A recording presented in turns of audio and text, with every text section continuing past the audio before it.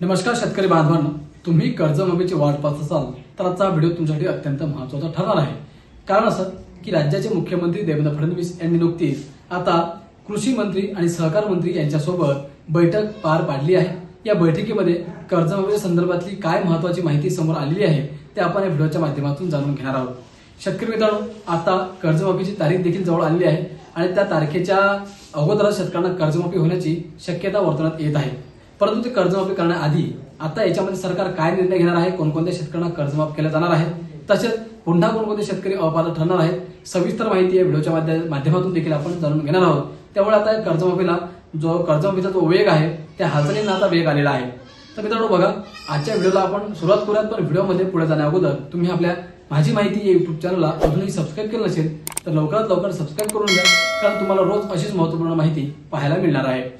बघा शेतकरी मित्रांनो, शेतकरी कर्जमाफीसाठी नियुक्त अभ्यास गटाने अहवाल सादर केल्यानंतर गुरुवारी म्हणजे 14 तारखेला मुख्यमंत्री देवेंद्र फडणवीस यांनी सहकार मंत्री बाबासाहेब पाटील, कृषी मंत्री दत्तात्रय भरणे आणि संबंधित विभागाच्या सचिवांसोबत गोपनीय बैठक पार पाडली।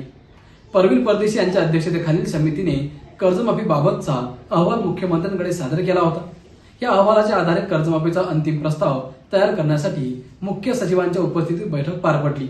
यामध्ये सहकार, कृषी, वित्त, माहिती तंत्रज्ञान आदी विभागांच्या सचिवांनी या बैठकीत सहभाग घेतलेला होता। मित्रांनो, मुख्य सचिवांच्या बैठकीत निर्देशनानंतर सहकार खात्याने विविध विभागांशी समन्वय साधून कर्जमाफी अंमलबजावणीचा अंतिम आराखडा तयार केल्याचे समजते आहे। विशेष म्हणजे या बैठकीला सचिव वगळता मंत्री मंत्रालयातील अधिकाऱ्यांना उपस्थित राहण्यास मज्जाव करण्यात आला होता।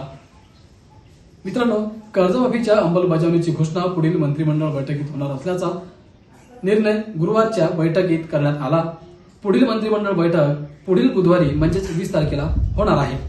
कर्जमाफीचे निकष, नियम आणि अटी अंतिम करण्याचे सर्वाधिकार मुख्यमंत्री देवेंद्र फडणवीस यांना देण्यात आले असल्याचे सूत्रांनी सांगितलेलं आहे।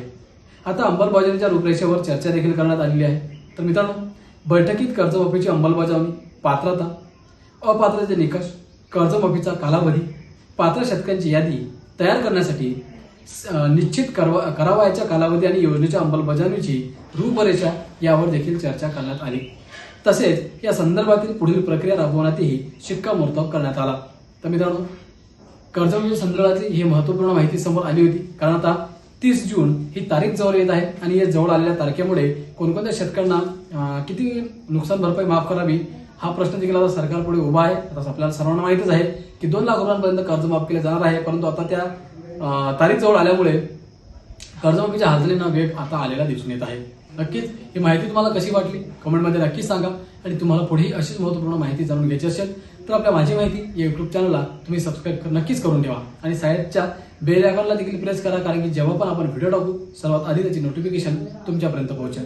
आजच्या व्हिडिओमध्ये तेच थांबतो, त्यामुळे हा व्हिडिओ जास्तीत जास्त शेतकरी बांधवांना शेअर करा। धन्यवाद।